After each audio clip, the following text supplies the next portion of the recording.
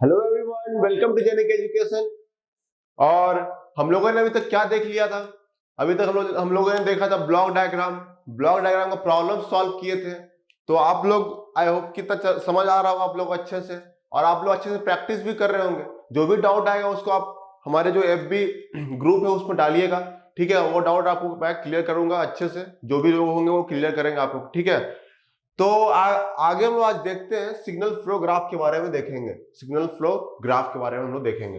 तो signal flow graph जो है क्या है, क्यों जरूरत पड़ा? क्योंकि ब्लॉक डायग्राम तो था ही, ब्लॉक डायग्राम से हम लोग ट्रांसफर फंक्शन कैलकुलेट करते ही थे। इस सिग्नल फ्लो ग्राफ में भी हम लोग ट्रांसफर फंक्शन ही कैलकुलेट करेंगे यहाँ भी, ठीक है। तो यहाँ पे क्या है, सिग्नल फ्लो ग्राफ कुछ नहीं है, ये graphical representation of block diagram ही है। ब्लॉक डायग्राम का क्या है, ग्राफिकली रिप्रेजेंटेशन है। इसको हम लोग एक्चुअली की जरूरत पड़ा ये भी जान लीजिए आप लोग, क्योंकि ब्लॉक डायग्राम क्या था कि बहुत ज्यादा मतलब बड़ा और टाइम टेकिंग प्रोसेस होता था। तो एग्जाम में वो प्रोसेस जो है काफी टाइम ले लेता था कुछ भी सॉल्व करने के लिए, क्योंकि उसमें रिडक्शन, हर एक ब्लॉक को आपको रिडक्शन करना पड़ता। रिडक्शन करने के बाद आपको फिर एक नया मिलता सिस्टम, फिर उसको फिर बनाइए, फिर उसको रिड्यूस कीजिए।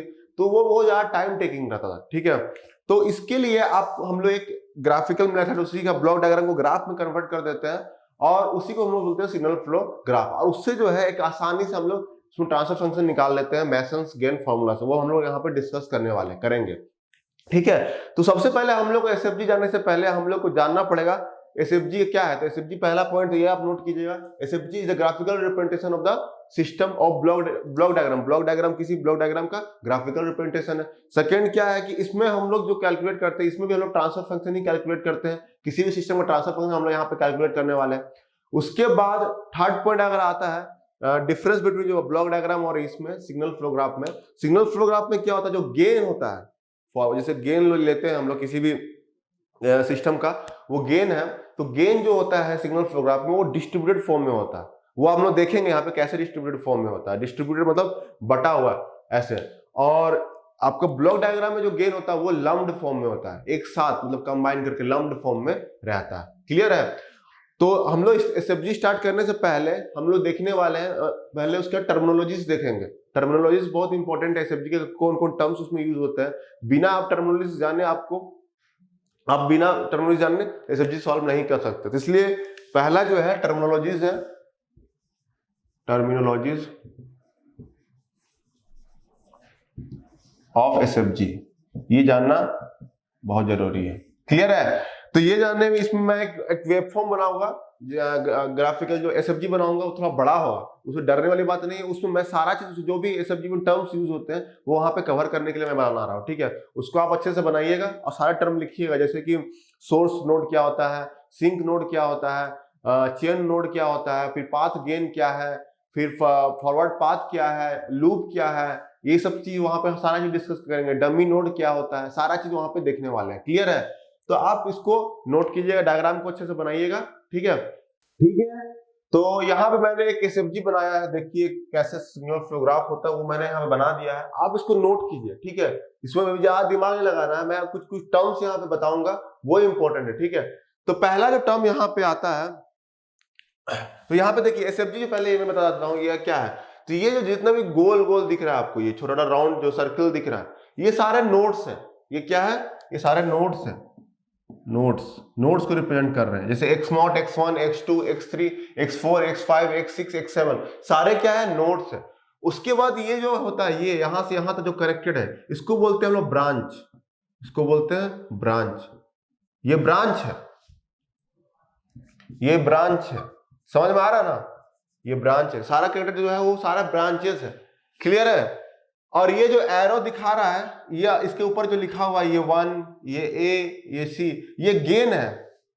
समझ रहे हैं? गेन जैसे वहां पर G होता था ना गेन, उसी तरह ये गेन है। ये क्या है? ये सब गेन है, इस पार्टिकुलर ब्रांच का गेन है, ये सब गेन है। क्लियर है? तो ये सब आपको ध्यान होना चाहिए क्या क्या है। तो ये नोड होता है, x1, x2, ये सब नोड है। और ये क्या होता है? ये इसके ऊपर जो रिप्रेजेंट कर रहा है वो गेन है। और ये जो कनेक्टेड है एक दूसरे से, जो दो नोड एक साथ कनेक्टेड है, उसको बोलते हैं हम लोग ब्रांच। ये क्लियर है? आपको ध्यान में आ गया?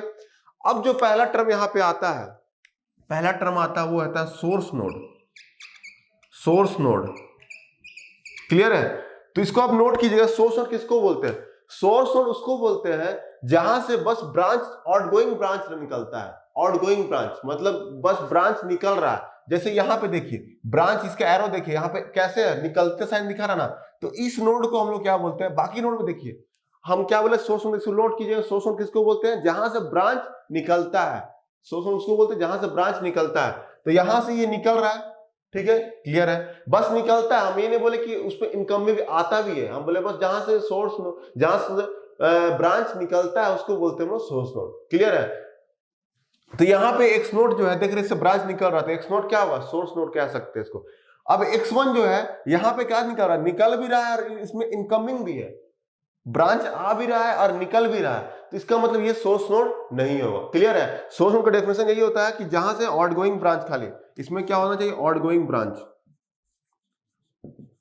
बस ब्रांच निकलना चाहिए, ठीक है। तो x1 भी आपका सोर्स नोड नहीं होगा, x2 भी नहीं होगा क्योंकि इसमें आ भी रहा है और इस यहां से निकल भी रहा है, इधर से इनकमिंग भी है आउटगोइंग है, दोनों जहां भी होगा, इनकमिंग आउटगोइंग दोनों जहां होगा वो कभी भी सोर्स नोड नहीं होगा। इसमें भी वही है, इसमें भी वही है, इसमें भी वही है, इसमें भी वही है, सब में देखिए आप खुद से चेक कर लीजिए, देखिए एक में इनकमिंग होगा, एक आउटगोइंग होगा, ठीक है। अब x7 जो यहाँ पे दिख रहा है, यहाँ पे बस इनकमिंग है, यहाँ इनकमिंग है बस, आप ऑब्जर्व कीजिएगा, देखिएगा बस इसमें इनकमिंग है, समझ में आ रहा है। और इस नोड में क्या दिख रहा है, आउटगोइंग दिख रहा है, ये है आउटगोइंग, यहां से ब्रांच निकल रहा है। तो अभी इसको मिटा देते हैं, सब ब्रांच को बता दिया है, गेन को मिटा देते हैं, क्लियर है। तो जो भी आउटगोइंग ब्रांच होता है वो हो जाएगा। तो यहाँ पे क्या होगा, नोड एक्स नोड इसका सोर्स नोड होगा, और सोर्स नोड को हम लोग क्या बोलते हैं, इसको इनपुट नोड भी बोलते हैं, ध्यान में रखिएगा।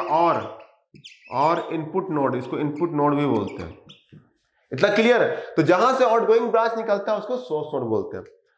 दूसरा नंबर जो आता है वो आता है सिंक नोड, सिंक नोड के बारे में, ठीक है। तो सिंक नोड यहां पे बताइए आप लोग, सिंक नोड का मतलब क्या हुआ, सिंक नोड का मतलब होता है जहां इनकमिंग नोड, इनकमिंग ब्रांच आता है, समझ में आ रहा है, इनकमिंग ब्रांच। तो इनकमिंग बस किसमें है, इसमें तो आउटगोइंग है तो एक्स नोड नहीं होगा, इसमें इनकमिंग और आउटगोइंग दोनों है, इस सब में देख रहे हैं इनकमिंग आउटगोइंग, मतलब सब में इनकमिंग और आउटगोइंग दोनों है, ठीक है। इसमें क्या दिख रहा है, x7, इसमें बस इनकमिंग है, बस आ रहा है, इसके क्रॉस इस नोड में आ रहा है ब्रांच, तो इसलिए जो होगा यहाँ पे आंसर जो होगा क्या होगा, कौन सा नोड होगा, x7 जो है ये क्या होगा, सिंक नोड है, इसमें आ रहा है, और इसको हम लोग बोलते हैं आउटपुट नोड भी बोलते हैं, इसको क्या बोलते हैं, नोट कीजिएगा अच्छे से, आउटपुट नोड भी बोलते हैं, क्लियर है। तो जहां पे नोड आता है उसको बोलते हैं आउटपुट नोड।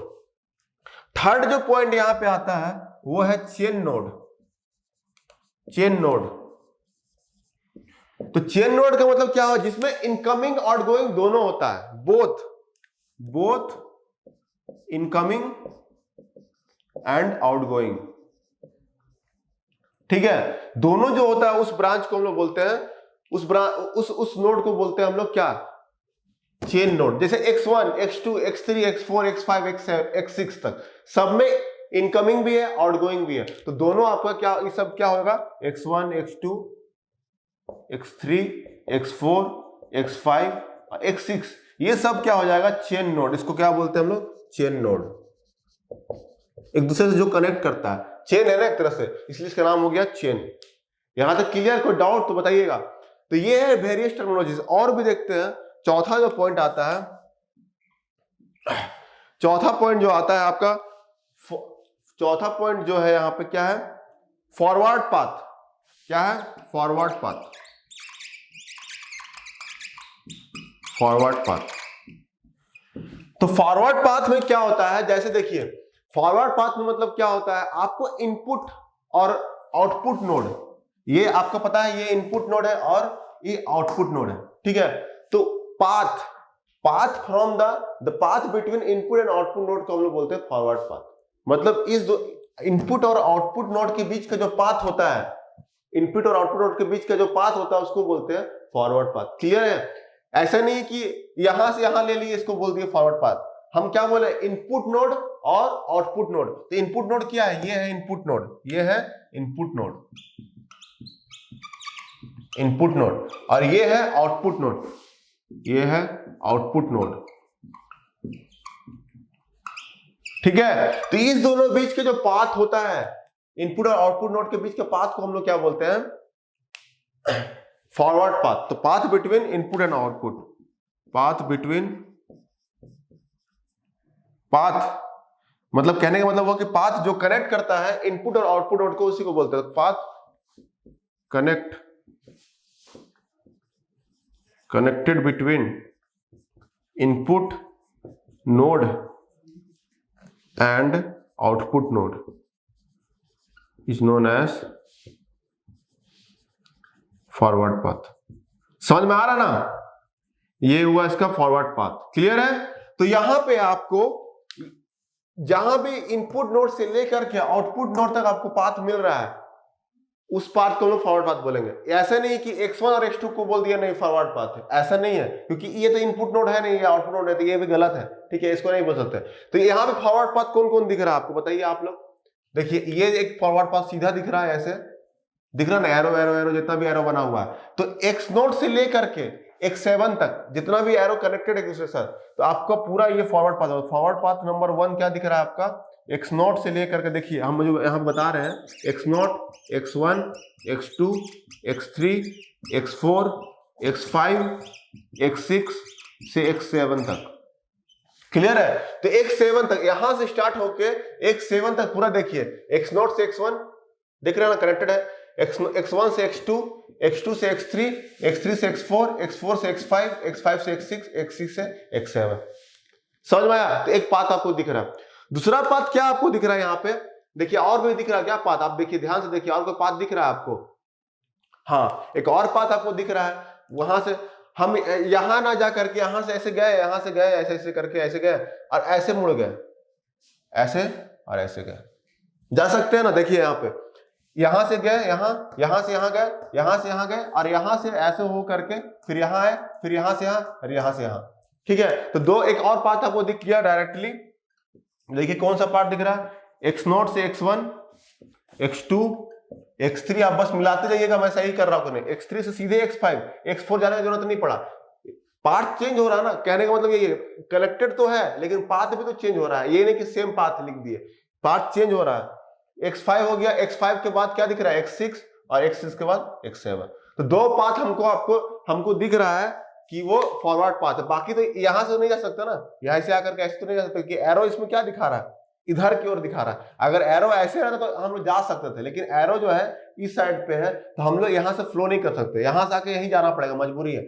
और यहां भी नहीं जा सकते क्योंकि यहां पे भी एरो ऐसे दिखा रहा है, फिर यहीं जाना पड़ेगा। यहां भी अगर आए तो यहां देख रहे दो चांसेस है, एक यहां जा सकते हैं, एक यहां जा सकते हैं। क्लियर है? तो यहां से आगे जब बढ़े तो ये हो गया, और जब यहां से आगे बढ़े और फिर से यहां पे नहीं जा सकती इधर, क्योंकि यहां पे भी एरो देखिए कैसा है, तो यहां से जब आगे बढ़ रहे तो ये हो गया। तो दो फॉरवर्ड पाथ हमको यहाँ पे दिख रहा है, दो फॉरवर्ड पाथ हमको यहाँ पे दिख रहा है। क्लियर है? तो दो फॉरवर्ड पाथ हमको दिख गया। अब हम लोग यहाँ पे आते हैं फीडबैक लूप में। ठीक है, तो फीडबैक लूप, दो फॉरवर्ड पाथ दिखा आपको, दो को दिख गया आपको, यहाँ पे नोट कीजिएगा अच्छे से क्या क्या जो मैं बता रहा हूं। अब यहाँ पे फीडबैक लूप के बारे में देखते हैं। पांचवा पॉइंट जो है अच्छे से नोट कीजिएगा, जो मैं बता रहा हूं आप नोट कीजिएगा। समझ आ रहा है कि नहीं बताइएगा, आप लोग कमेंट कीजिएगा कि समझ आ रहा है कि नहीं। ठीक है, तो उसके बाद पांचवा जो पॉइंट आता है वो है, पांचवा पॉइंट जो आता है फीडबैक लूप। फीडबैक लूप में क्या है कि कोई भी अगर ब्रांच स्टार्ट हो रहा है किसी नोड से स्टार्ट हो रहा है, वापस वही रिपीट होके आ रहा है, वापस वही रिपीट होके पहुंच रहा है, वही नोड में वापस रिटर्न हो रहा है, तो वैसे को बोलते हैं फीडबैक लूप। क्लियर है? मतलब जहां से स्टार्ट हो रहा है वापस रिपीट होकर के वहीं आ रहा है, मतलब जहां से स्टार्ट हुआ वहीं भी एंड हो रहा है, तो वैसे को हम लोग बोलते हैं फीडबैक लूप। क्लियर है? तो जैसे यहां पे आप देखिए, यहां पे देखिए ये पार्ट आपको दिख रहा है, ऐसे दिख रहा है कि नहीं? ये का आपको लूप दिख रहा है कि नहीं बताइए? क्योंकि जहां से स्टार्ट हो रहा है, यहां से स्टार्ट हुआ था और यहां से फिर वहीं से घूम करके फिर वहीं एंड हुआ। तो आपको एक लूप कौन सा दिख रहा है? x1, x2, फिर x3, फिर x1 मिल गया। Genic Prime is the new features by Genic Education, where you will get 450 plus video series questions explanation, Prime Facebook group for doubt solving, assignments, live sessions and many more. If you are interested, then visit website and join quickly. For any query, call on 9837933283. मिल रहा है कि नहीं? यहां से start हुआ और ऐसे आ गया। क्लियर है? दूसरा आपको क्या दिख रहा है? देखिए ऐसे स्टार्ट हुआ, ये यहां पहुंचे, जहां से स्टार्ट हुआ वापस वहीं पे पहुंच गया। तो ये भी आपको दिख रहा है ना यहाँ पे। तो जहां से स्टार्ट होता है उसको बोलते हैं फीडबैक लूप, जहां से स्टार्ट होकर के वहीं एंड होता है। तो x2 फिर x3 फिर x4 फिर आ गया x2। देखिए मिलाते जाइएगा, मैं बता रहा हूं, ठीक है। अब उसके बाद फिर और क्या दिख रहा है आपको फीडबैक लूप में? और क्या दिख रहा है आपको? ये दिख रहा है, ये देखिए, दिखाइए, यहां से स्टार्ट हुआ x5 x6 और x5 फिर से आ गया। तो एक यहां पे आपको ये भी दिख रहा है, x5 x6 गया फिर x5 आ गया। तो ये हो गया आपका फीडबैक लूप दिख रहा है। और कोई दिख रहा है क्या? आप बताइए यहां पे, और कोई दिख रहा है यहां पे? तो हमको इतना ही दिख रहा है, 3 ही दिख रहा है यहां पे, 1 2 और 3। ये क्लियर हुआ? तो ये होता है फीडबैक लूप। समझ में आ रहा है? छठा जो आता है, जहां से स्टार्ट हुआ वहीं से खत्म। यहां पे देख रहे हैं डिफरेंट नंबर ऑफ नोड्स हैं, डिफरेंट नंबर ऑफ नोड्स, मतलब नोड्स अलग अलग है। अब आता है सेल्फ लूप। सेल्फ लूप किसको बोलेंगे? सेल्फ लूप किसको बोलेंगे वो इंपॉर्टेंट है। सेल्फ लूप उसको बोलते हैं, सेल्फ लूप किसको बोलेंगे? अगर एक ही नोड इन्वॉल्व होता है, एक ही नोड में स्टार्ट हो रहा है, एक ही नोड में एंड हो जा रहा है, मतलब और कहीं पे नहीं जा रहा है, मतलब एक ही नोड बस इन्वॉल्व है इसमें। इसमें देख रहे डिफरेंट नोड भी, x1 x2 x3 3 node involve है। इसमें क्या होना चाहिए? एक ही नोड इन्वॉल्व होना है। ये भी लूप ही बनाता है लेकिन बस एक ही नोड पे। तो जैसे कि ये देखिए, ये पार्ट है ना, एक ही नोड में स्टार्ट है, जैसे x3 से स्टार्ट होगा, x3 में ही एंड हो गया, तो एक ही नोड इन्वॉल्व है ना x3। तो ऐसे को हम लोग बोलते हैं सेल्फ लूप। सेल्फ मतलब एक ही, खुद ही का एक लूप बना लेना, इसे कहने का मतलब। तो x3 यहाँ पे क्या दिख रहा है आपको? सेल्फ लूप दिख रहा है कि नहीं क्लियरली? लेकिन फीडबैक लूप में एक से ज्यादा भी नोड आपका यूज हो सकता है, जैसे x1 x2 x3 3 नोड यहाँ पे यूज है, फिर x2 x3 x4 3 नोड है, यहाँ पे 2 नोड है। तो यहाँ पे 3, यहाँ 2 और यहाँ पे 3 है, यहाँ पे 2, ठीक है। तो ऐसे नोड यूज होता है। यहाँ पे बस एक ही नोड यूज किए हैं हम लोग, तो एक ही नोड इसमें यूज होता है, इसमें more than one node use हो सकता है। क्लियर है? तो ये होता है सेल्फ लूप। यहां तक आपको समझ आ गया? अब आता हम लोग पाथ गेन निकालते हैं। 7 में है पाथ गेन। क्लियर है? तो पाथ गेन कैसे निकालेंगे? देखिए ये बताया था मैंने आपको शुरू में ही बताया था, ये क्या होता है? गेन होता है। तो आपसे अगर पूछा जाए पाथ गेन मतलब फॉरवर्ड पाथ गेन निकालने मतलब यही हुआ फॉरवर्ड पाथ गेन। तो आपको गेन मतलब सबका जितना भी गेन दिख रहा है, जैसे ये है, ए है, यहाँ पे बी है, ये सब गेन है। समझ रहे ना? ये गेन है, ये भी ई है, यहाँ एफ, यहाँ आई, यहाँ पे 1, ठीक है। तो ये पहला पाथ जो दिख रहा है ये पूरा फॉरवर्ड पाथ गेन है। तो सबका गेन कैसे निकालेंगे? तो फॉरवर्ड पाथ मतलब फॉरवर्ड पाथ 1 मतलब F1 के लिए हम जो लिखे थे उसमें जो फॉरवर्ड पाथ नंबर 1 के 2 फॉरवर्ड पाथ लिखाया था ना, जब चौथा पॉइंट में लिखाया था, तो उसमें एक फॉरवर्ड पाथ जो स्ट्रेट लिखा था उसका गेन क्या होगा? सबको मल्टीप्लाई कर दीजिए। उसका गेन निकालना है तो कैसे मल्टीप्लाई? सबका 1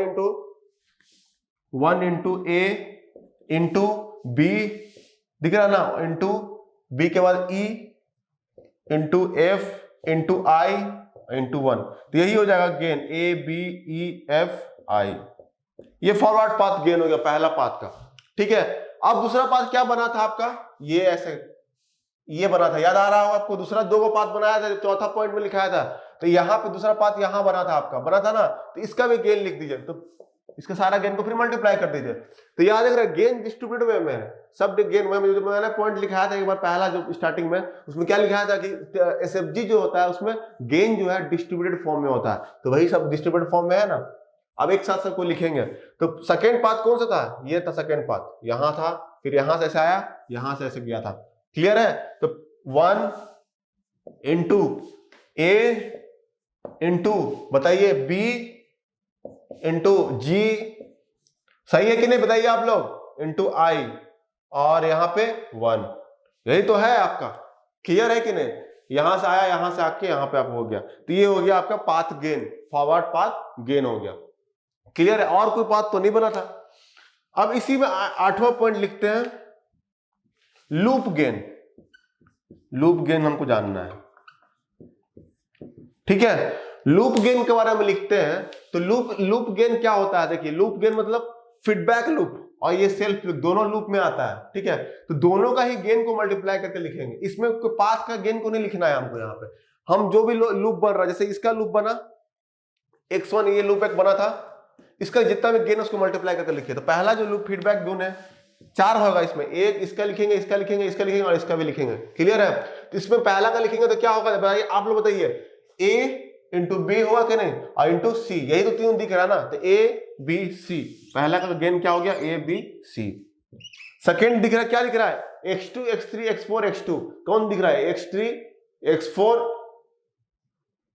हाँ x2 x3 x4 और x2, यही आ रहा है। इसका फिर मल्टीप्लाई कीजिए तो BEH दिख रहा है ना आपको, BEH। क्लियर है? उसके बाद थर्ड क्या है, x5 x6 x5। x5 कहां गया, ये x5 है, फिर x6 है, फिर x5 है। इसको लिखिए I इंटू जे, थर्ड भी आ गया I इंटू जे। क्लियर है? चौथा क्या है, सेल्फ लूप। सेल्फ भी इसमें आ जाएगा, लूप ही का बात हो रहा है, लूप का गेन। सेल्फ लूप क्या दिख रहा है, ये तो ओनली डी, तो चौथा का क्या हो जाएगा, डी। तो ये होता है लूप गेन। यहां तक क्लियर है? अब 9वां पॉइंट जो आता है वो आता है डमी लूप। 9वां पॉइंट, अब 9वां पॉइंट देख लीजिए, non touching loops. Non touching loops, non touching loops. Non touching loops मतलब क्या होता है, लूप्स कौन कौन बना है, इतना ही बना ना, 1 2 3 4 लूप बना है। क्लियर है? फीडबैक लूप और सेल्फ लूप, 4 लूप है।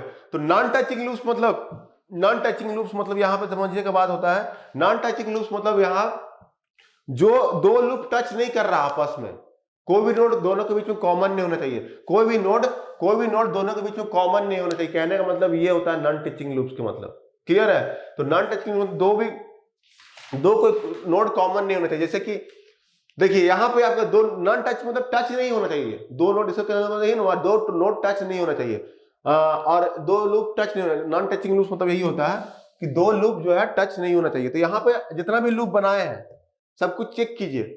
देखिए हम बना रहे हैं, पेयरिंग बना रहे हैं, ये एक देखिए यहाँ पे एक और ये कहीं पे टच कर रहा है, दोनों कॉमन दिख रहा है क्या दोनों में? ये कैसे बन रहा है, एक यहां ऐसे बना और एक यहां बना ना यहाँ पे। तो क्या दोनों में कोई टचिंग, कोई नोड है क्या आपस में कोई टच कर रहा? नहीं। तो 2 टचिंग नोड में आ जाएगा आपका 2 non touching node, 2 non touching loop, sorry loop. ठीक है, 2 नॉन टचिंग लूप की बात कर रहे हैं हम लोग यहां पे। तो यहां पे कौन कौन आ जाएगा, देखिए इसका मान लीजिए, इसका लूप L1 ले लेते हैं, इसको L2 ले लीजिए हम, और इसको L3 मान लीजिए, मतलब लूप मान लिए हैं, और इसको L4 मान लीजिए। ये L1 है यहाँ पे, अच्छा देखिए ये L1 है, ये L2 है, और ये L3 है, और ये L4 है। क्लियर है यहां तक? तो हमको 2 नॉन टचिंग लूप का बात करना, मतलब 2 ऐसा लूप लीजिए जो टच नहीं कर रहा, मतलब दोनों के बीच में कोई कॉमन नोड नहीं होना चाहिए, कॉमन नोड। तो ये देखिए L1 और L3, ये देख रहे हैं आप, दोनों टच कर रहा है क्या? नहीं कर रहा है। तो L1 L3 हो जाएगा इसमें, L1 और L3 पहला एग्जांपल, 2 नॉन टचिंग में। क्योंकि देखिए यहां पे क्या था, यहां है एक और एक यहां, कभी कहीं पे कोई कॉमन दिख रहा है आपका नोड? नहीं दिख रहा। और बताइए आप लोग कौन 2 नॉन टचिंग लूप में क्या दिख रहा है? दो नॉन टचिंग मतलब 2 नॉन टचिंग मतलब 2 लूप को कंपेयर करना। देखिए इसका L1 और L2 में देखिए, L1 और L2, इसमें तो X2 कॉमन दिख रहा है, X3 भी कॉमन दिख रहा है, दोनों में कॉमन दिख रहा है। हम क्या बोले, कोई भी नोड कॉमन नहीं होना चाहिए, इसलिए L1 और L2 जो है कभी भी आंसर इसका नहीं होगा। तो पहला L1 L2 नहीं होगा। अब चेक करते हैं L1 और L4 में देखते हैं। क्लियर है? तो L1 और L4 में देखते हैं, तो L1 में क्या दिख रहा है, X3, और L4 में भी X3 कॉमन दिख रहा है ना, ये दोनों X3 यहाँ पे इसका और इसका कॉमन दिख रहा है। तो ये भी कोई भी कॉमन नोड नहीं होना चाहिए। हमें बताया था कि नॉन टचिंग लूप में कोई भी कॉमन नोड नहीं होना चाहिए, लेकिन यहाँ पे कॉमन नोड दिख रहा है, तो L1 और L4 भी नहीं हो पाएगा। अब यहाँ पे देखिए L2 और L3 का देखिए, L2 और L3 का देखिए, तो L2 में क्या था, यहाँ पे नोड कौन कौन आ रहा है, x2, यही ना आ रहा है, x2, x3, x4 और x2, यही तो आ रहा है। और इसमें क्या आ रहा है, x5 और x6। इस दोनों लूप में कोई कॉमन नोड आपको दिख रहा है, नहीं दिख रहा है, इसलिए L2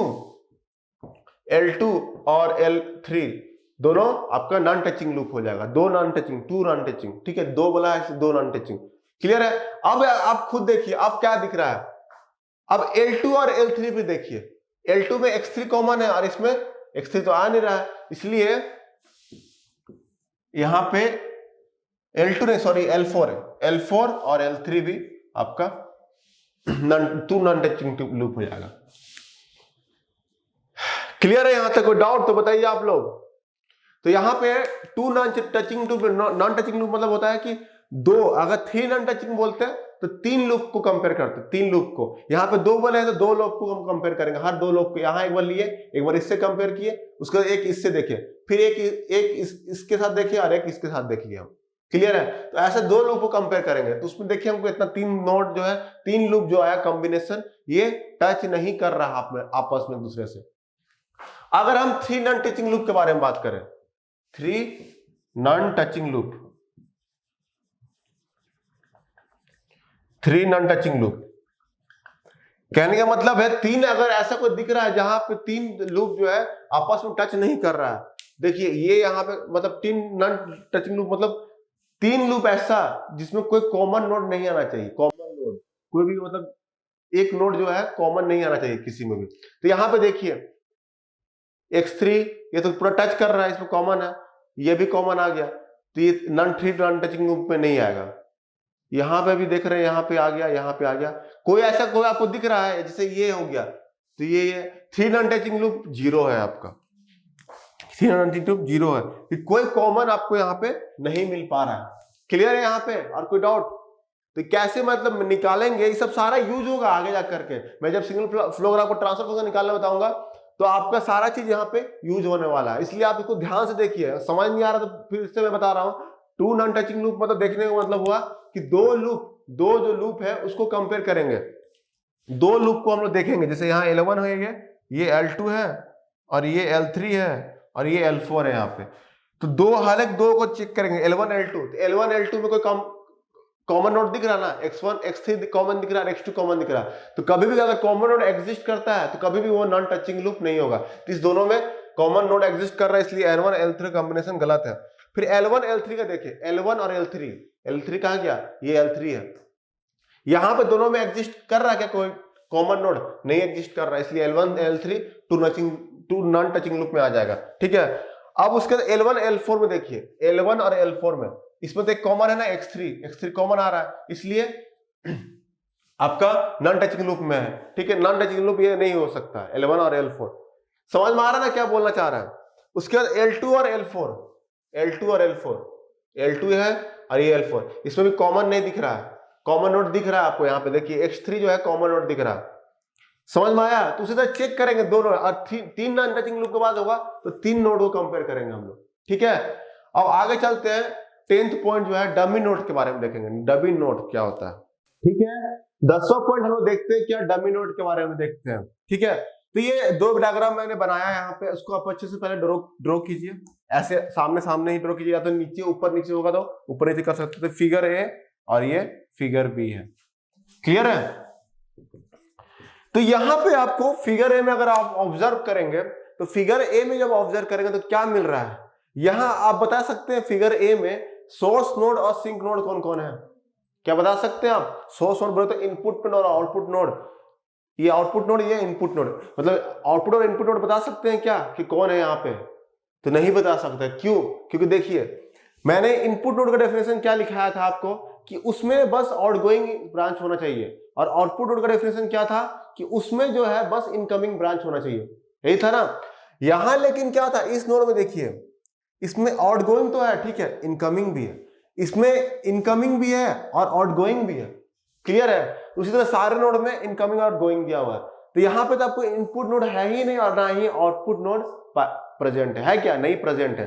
तो इस सब केस में क्या करते हैं हम लोग, इसमें इनपुट नोड और आउटपुट नोड बनाने के लिए हम लोग एक एक्स्ट्रा नोड ऐड कर देते हैं ऐसे करके, जिसका गेन 1 हो, यहाँ पे एक्स्ट्रा एक नोड ऐड करते हैं ऐसे करके, और ऐसे करके इधर कर देते हैं जो बगल वाला डायग्राम में दिख रहा है आपको, और इसको लिख देते हैं जैसे x नोड और इसको x7 कर दिया। तो ये जो नोड दिख रहा है इसका गेन क्या है 1 है, इसका भी गेन क्या कर दिए 1 कर दिए। तो ये नोड जो एक्स्ट्रा ऐड करते हैं ताकि हमको इनपुट नोड मिल सके और आउटपुट नोड मिल सके। क्लियर है? तो आउटपुट और इनपुट नोड पाने के लिए हम लोग एक एक्स्ट्रा नोड ऐड करते हैं। आपको दिख रहा होगा जो ये ऐड कर दिए यहाँ दोनों में वही फिगर है, बस यहाँ एक्स्ट्रा नोड ऐड कर दिए जिसका गेन भी दिया हुआ है ब्रांच का 1 1। तो इससे क्या होगा, इससे ऐड करने से क्या हमको इनपुट नोड और आउटपुट नोड मिल जाता है। क्लियर है? और दूसरी बात, ये कोई किसी को अफेक्ट नहीं करता इसका एडिशन करने से, क्योंकि इसका गेन 1 है, इसका भी गेन 1 है, तो ये कहीं भी आपको अफेक्ट नहीं करेगा, कैरेक्टरिस्टिक्स में कोई अफेक्ट नहीं करेगा, ना ही गेन को अफेक्ट करेगा सिस्टम का। क्लियर है? तो इसी को बोलते हैं, जो एक्स्ट्रा नोड ऐड करते हैं इसी को हम लोग बोलते हैं डमी नोड। इसी को क्या बोला जाता है? Dummy node. क्योंकि हमको इनपुट नोड अब मिल सकता है, क्योंकि ये आप देख आउटगोइंग दिख रहा है इसमें, तो आप इसको आप बोल सकते हैं इनपुट नोड, इसको आप इनपुट नोड बोल सकते हैं, इसको क्या बोल सकते हैं आउटपुट नोड बोल सकते हैं। क्लियर है? क्योंकि इसमें इनकमिंग है और ये आउटगोइंग है। लेकिन इसमें ऐसा कुछ नहीं था, इसमें हम लोग डिफाइन नहीं कर सकते थे इनपुट और input and output node not defined, not defined, इसमें डिफाइंड नहीं है। क्लियर है? तो ऐसा हम लोग करने के लिए एक एक्स्ट्रा नोड ऐड किए जिसको बोलते हैं हम लोग डमी नोड। क्लियर? तो ये था आपका 10 टर्मिनोलॉजी जो बताया, इंपॉर्टेंट था, जो कि रिगार्डिंग यूज होगा एसएफजी में कहीं भी ट्रांसफर फंक्शन निकालने में। तो अब स्टार्ट करेंगे हम लोग मैसन्स गेन फार्मूला। मैसन्स जो गेन फार्मूला जिससे हम लोग ट्रांसफर फंक्शन निकालते हैं वो इंपॉर्टेंट है, और वो सब जब निकालेंगे तो उसमें सारा चीज ये सब जो बताया है वो सब यूज होगा वहां पे। क्लियर है? तो अब यहाँ पे आपको देखते हैं मैसन्स गेन फार्मूला। तो चलिए देखते हैं मैसन्स गेन फार्मूला जो हम लोग जो यहाँ बताने वाले हैं फार्मूला क्या होता है, उसको मैंने यहाँ ब्लैक बोर्ड में लिखा हुआ, बोर्ड पे लिखा हुआ है, और उसके सारे डिस्क्रिप्शंस भी लिखे हुए हैं। ऐसे इधर यहाँ से स्टार्ट कीजिएगा और ऐसे यहाँ जाके एंड होगा, फिर यहाँ से स्टार्ट कीजिएगा, यहाँ जा करके एंड होगा, यहाँ पे प्लस ऐसे डॉट। क्लियर है? तो इसको आप अच्छे से पहले नोट कीजिए, अच्छे से पूरा एकदम क्लियरली नीट एंड क्लीन आप अच्छे से इसको नोट कीजिए पहले, उसके बाद मैं आपको एक्सप्लेन करूंगा क्या है ये। ठीक है? तो यहाँ पे ओवरऑल गेन जो है किसी भी ट्रांसफर फंक्शन जो दिया रहता है, किसी भी सिस्टम का अगर हमको ट्रांसफर फंक्शन निकालना है तो वही टी होता है, that is equal to CS output Laplace transform output by Laplace transform input, वो होता है that is equal to, directly यहां से निकाल सकते हैं समेशन। ये समेशन होता है k इक्वल टू 1 से लेकर n तक, k जो है k कोई इंटीजर है 1 से लेकर के n तक, pk del k by del. ठीक है ना? और ये जब 1 पुट करेंगे तो p1 डेल 1, p1 डेल 1, फिर 2 पुट कीजिएगा प्लस p2 डेल 2, ऐसे करके p3 डेल 3, फिर ऐसे डॉट डॉट करते हैं और ये डिवाइड बाय डेल है। क्लियर है? तो ये फॉर्मूला आपको याद होना चाहिए, ध्यान में रहना चाहिए, पूरा फॉर्मूला आपको ध्यान में रहना चाहिए फॉर्मूला यहां तक, और इसका अलग अलग जो मीनिंग है वो भी जरूरी रहना चाहिए, याद रहना चाहिए। ठीक है? तो यहाँ पे n क्या है? Number of forward path. n जो है वो नंबर ऑफ फॉरवर्ड पाथ है, मतलब जैसे कि वहां पे पहले टर्मिनोलॉजी डिस्कस किया था, तो फॉरवर्ड पाथ मतलब बताया था मैंने कि उसका इनपुट नोड से लेकर के आउटपुट नोड तक जो पाथ होता है उसी को बोलते हैं फॉरवर्ड पाथ। तो वैसा कितना पाथ बन रहा था उसको बोलते हैं, वो होता है n। जितना नंबर ऑफ पाथ बनेगा, 2 बन रहा है, 3 बन रहा है, तो उसको n इक्वल टू 3, 3 बनेगा, 2 बनेगा तो n इक्वल टू 2 बनेगा, तो नंबर ऑफ वही फॉरवर्ड पाथ है। ठीक है? और ये pk क्या है? pk जो यहाँ पे यूज है वो क्या है? Forward path gain. Forward path gain जो मैंने निकाल के बताया था, पाथ गेन जो बताया था, उसमें फॉरवर्ड पाथ जो भी था, 2 फॉरवर्ड पाथ 2 गेन उसका निकला था, याद है ना? तो वो फॉरवर्ड पाथ गेन जो है of kth path from a specified input node से to in the output node. तो जितना भी फॉरवर्ड पाथ रहेगा सबका अलग अलग गेन होगा कि नहीं बताइए? तो हर एक फॉरवर्ड पाथ का गेन को मल्टीप्लाई कर लेंगे, इनपुट से लेकर के आउटपुट तक मल्टीप्लाई कर लिखेंगे, करेंगे, वही होगा pk। ठीक है? तो यहाँ पे kth का है, तो kth फॉरवर्ड टर्म का है, इसलिए kth फॉरवर्ड पाथ हो रहा है यहाँ पे। ठीक है? अगर वही 1 रहेगा तो p1 p2, मतलब अगर दो फॉरवर्ड पाथ है तो p1 p2 2 होगा निकलेगा, 3 रहेगा तो p1 p2 p3 3 निकलेगा। तीनों सबका गेन को मल्टीप्लाई कर देंगे जितना भी फॉरवर्ड पाथ है। ये अच्छा समझ आएगा, जब मैं एग्जांपल लूंगा तो समझ आ जाएगा, क्लियरली समझ आएगा आपको, क्या इसको घबराने की बात नहीं है। मैं एग्जांपल लूंगा, अच्छे से एक्सप्लेन करूंगा, पहले आप इसको अच्छे से नोट कीजिए, ये पहला पॉइंट होना चाहिए आपका, इसको नोट करना है। ये डेल्टा क्या है? यहाँ पे डेल्टा है डिटर्मिनेंट ऑफ एसएफजी। डिटर्मिनेंट के बारे में आप जानते ही होंगे, पढ़े होंगे, मैथ्स में। डिटर्मिनेंट जो है इस एसएफजी का डिटर्मिनेंट होता है ये डेल। क्लियर है? तो ये डेल का फॉर्मूला क्या होता है? Del is equal to 1 minus sum of all individual loops. जितना भी लूप बनाए थे, याद है लूप जो बना था, फीडबैक लूप जो और सेल्फ लूप, तो जितना भी दोनों मिला करके sum of all individual loop gains, loop का गेन को मल्टीप्लाई करना, सॉरी ऐड करना। शुरू में जितना भी लूप बना था, जैसे L1 L2 L3 L4 4 loop है, तो चारों का गेन को, जो भी गेन निकलेगा, सब बताया था गेन कैसे निकालते हैं, सारे गेन को ऐड करेंगे। क्लियर है? 1 माइनस फिर प्लस, गेन करने के बाद यहाँ पे प्लस, ये कंटिन्यू है 1 माइनस यहाँ तक, फिर यहाँ से प्लस, यहाँ से नोट कीजिएगा ऐसे, फिर वहां से फिर माइनस, ऐसे करके फिर ये डॉट डॉट जाते जाएगा। फिर प्लस क्या दिख रहा है? Sum of product of all 2 non zero loops, 2 non touching loops. तो 2 नॉन टचिंग लूप्स मतलब बताया था 2 लूप लेंगे एट ए टाइम, और दोनों का अगर कॉमन नोड प्रेजेंट नहीं है तभी वो नॉन टचिंग लूप्स होगा। अगर कॉमन नोड प्रेजेंट है तो कभी भी वो नॉन टचिंग लूप्स नहीं हो सकता। क्लियर है? तो इसमें अगर sum of product of all 2 non touching loop जो है, दोनों अगर एग्जिस्ट करता है तो दोनों लूप का हमको गेन पता, दोनों लूप का हम गेन निकालेंगे, जो लूप गेन होता है वो निकाल लेंगे दोनों लूप का, और दोनों को मल्टीप्लाई कर देंगे। ठीक है? तो जैसे वहां L1 L2 2 था, तो L1 L2 1 उसको मल्टीप्लाई करके लिखे, प्लस सम बोला है तो प्लस, फिर 2 अगर और था तो उसका भी ऐड करेंगे, ऐसे करके करते रहेंगे हम लोग। अगर 2 नॉन टचिंग अवेलेबल नहीं है, एग्जिस्ट नहीं करता है, तो सीधे 0 हो जाएगा इसका वैल्यू। क्लियर है? उसी तरह प्लस फिर माइनस, अल्टरनेट प्लस माइनस चले, जैसे यहाँ प्लस माइनस, फिर माइनस, यहाँ पे sum of product of all 3 non touching loop. अब यहाँ पे 3 लूप का लेंगे, 3 लूप अलग अलग लूप लेंगे, और तीनों को हमको नॉन टचिंग लूप होना चाहिए। अगर नॉन टचिंग लूप है तो ठीक है, उसको प्रोडक्ट करके गुना करके ऐड करना है सबको, तीनों का ये गेन को पहले मल्टीप्लाई करना है, उसके बाद जितना भी एग्जिस्ट करेगा उसके हिसाब से एडिशन भी करेंगे सबका। क्लियर है? एग्जांपल लेंगे, आपको क्लियरली समझ आएगा। यहाँ पे आपको अब बस नोट कीजिए, एग्जांपल लेंगे सब समझ आ जाएगा। अगर एग्जिस्ट नहीं करेगा तो 0 ले लीजिएगा। क्लियर है? अब ये हो गया डेल। अब उसका आता है डेल के क्या है? Associated path factor depends on forward path and isolated loop gain. Clear है? तो यहाँ पे इसको नोट कीजिए, आपको हर चीज समझ आएगा। डेल के का भी सेम फॉर्मूला होता है। इसमें क्या करते हैं, डेल के निकालने के लिए, मतलब ये स्पेसिफिक हर एक फॉरवर्ड पाथ के लिए अवेलेबल है। देख रहे हैं P1 ये 1 है तो 1 पाथ के, सेकंड के डेल 3 ऐसे करके पार्ट है। इसमें क्या करते हैं, कैसे निकालेंगे यहाँ पे डेल के, यहाँ पे जैसे फॉरवर्ड पाथ 1 के लिए k इक्वल टू 1 लेंगे। अगर हम k इक्वल टू 1 के लिए फॉरवर्ड पाथ 1 के लिए अगर बात करें तो ये डेल 1 है। ये डेल 1 जो है यहाँ पे क्या करेंगे, डेल 1 को इसमें कैसे कैलकुलेट करेंगे, जो फॉरवर्ड पाथ 1 होगा उसको रिमूव कर देंगे हम लोग, रिमूव कर देंगे उसको, सारे नोड्स को हमको रिमूव कर देंगे। ठीक है? उस रोज को रिमूव करने के बाद अगर कोई लूप बचता है तो वो लूप को हम यहाँ बात कर रहे हैं। रिमूव करने के बाद जितना भी फॉरवर्ड पाथ, जो अगर डेल 1 निकालना है हमको, तो पहला जो फॉरवर्ड पाथ है उसके सारे नोड्स को हमको रिमूव कर देंगे।